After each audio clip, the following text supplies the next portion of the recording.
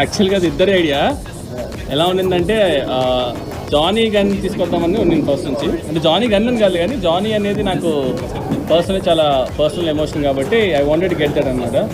So ఆ విషయం నేను షూట్ చేసినప్పుడు పెట్టి తర్వాత వెన్ వి స్టార్టెడ్ స్కోర్ చేద్దామనే ఆ టైం వచ్చినప్పుడు అన్న ఒకరోజు సర్ప్రైజ్ అని చెప్పి వీడియో కాల్ చేశారు. చూస్తే రమణ గోల్ గారు అనమాట. మేము షాక్.